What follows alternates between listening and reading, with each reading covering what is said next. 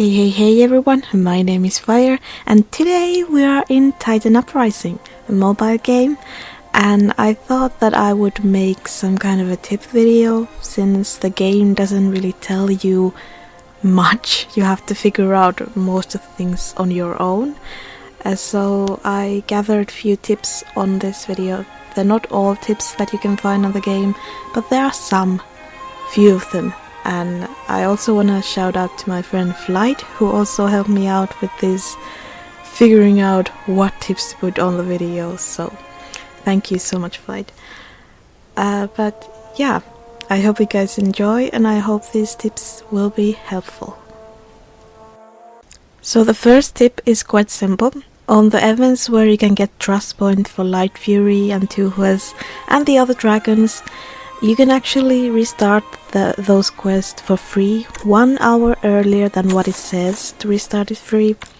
You just have to close the window if you have the window open, and when you open the window it says 59 minutes left. You can restart it for free, and this way you can restart it next day 1 hour earlier than what did you restart it the day before. So that means that you can then on the last day usually restart it one more time for free before the dragons or the event will leave. If you don't restart it 1 hour earlier every day, then you probably can't restart it for free on the last day. So it's a useful tip. And then we have the hatchery. You can actually hatch multiple eggs at one go. First you have to choose the color or just go with the one with 1 star, and you can press the plus and minus buttons. With plus you can hatch multiple eggs, and if you press the minus it will give you your gold and your eggs back, but you have to have that one dragon hatching there. You can't go back to 0.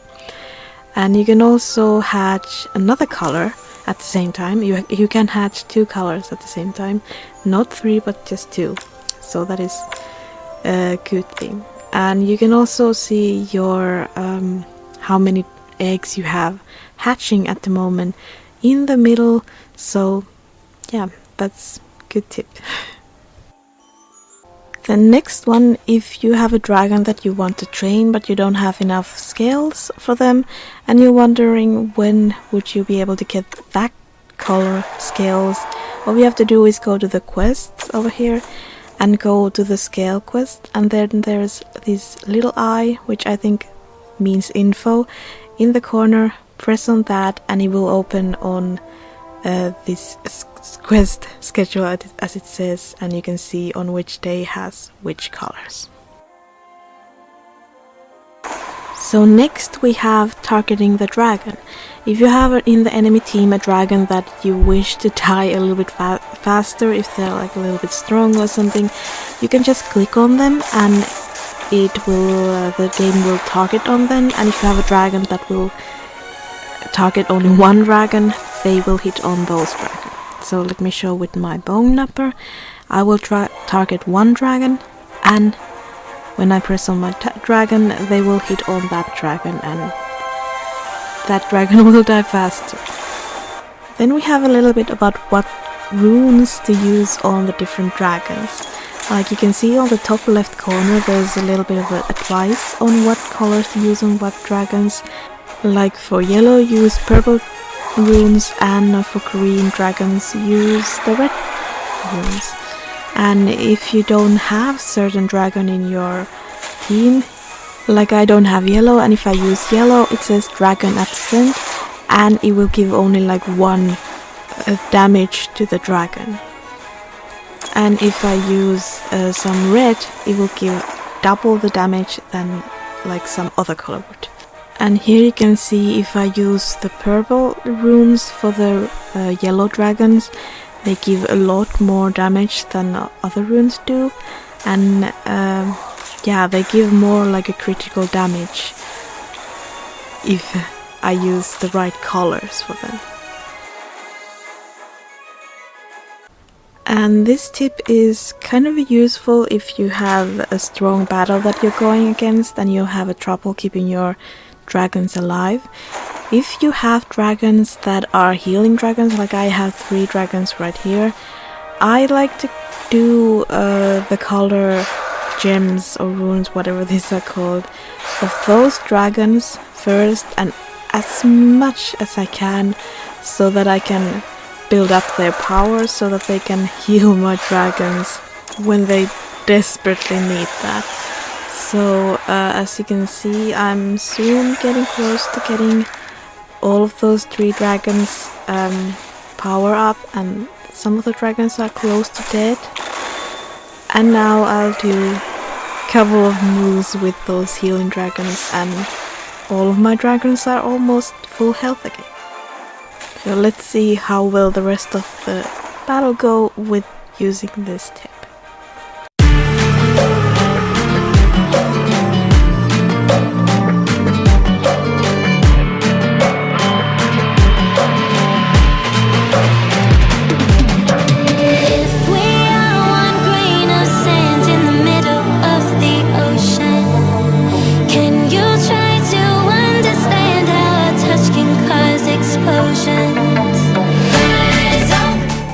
So as you guys saw, my dragons were almost dead, but now they're back alive again, and I'm almost done with the battle. So yeah, it's useful to have some healing dragons on your team and use those dragon colors. So you can have a little bit more energy than you normally would have. Like my max energy is 56, but I have 71 energy right now. And the way to get that is to go to the quests, and you can get that from the Viking chest. You get from the Viking chest, from this big chest, you get 15 energy, and if your energy was full, it will add up to that, so it won't just waste all the energy. You can also get some energy from the quest itself. Then there is those auto matches. You can to put your dragons into work and just go to do something else and not even look at your screen if you want. It is like a bot who is doing those auto attacks, so it may not be the most smartest one, but sometimes it can do even hard battles. So the way to do it is to press once on this little what I've circled up, and if you press twice, it will also let your dragons attack. And if you press third time, it will take off the auto attack. So I'm not attacking myself right now, the bot is attacking, and yeah, it will just do what the bot thinks is a good thing to do. So I would have already attacked with my dragons, and all of my dragons would be alive right now, but it's not me attacking, so let the bot do his job, or her, I don't know.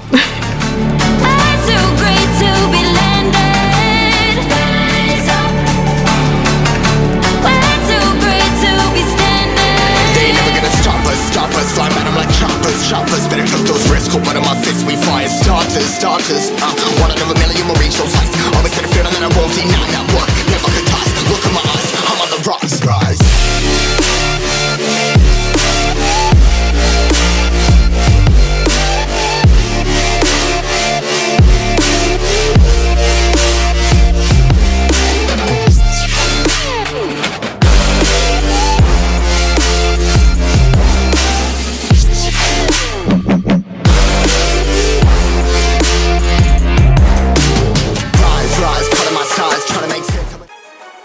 So the bot won this one, and it was a lot more harder level than normally, but I want to try it with a little bit more harder and see will the bot do good or will it lose. And as you can see, it's gonna be a hard battle, so let's give it a go and see what the bot does.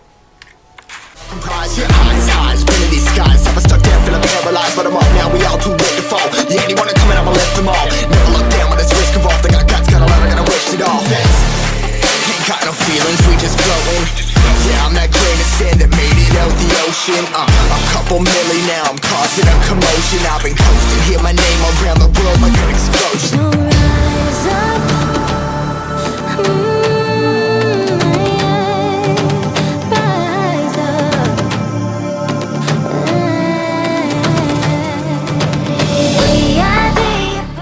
So that one didn't go that well, but still the bot is useful if you have to do some minor quests.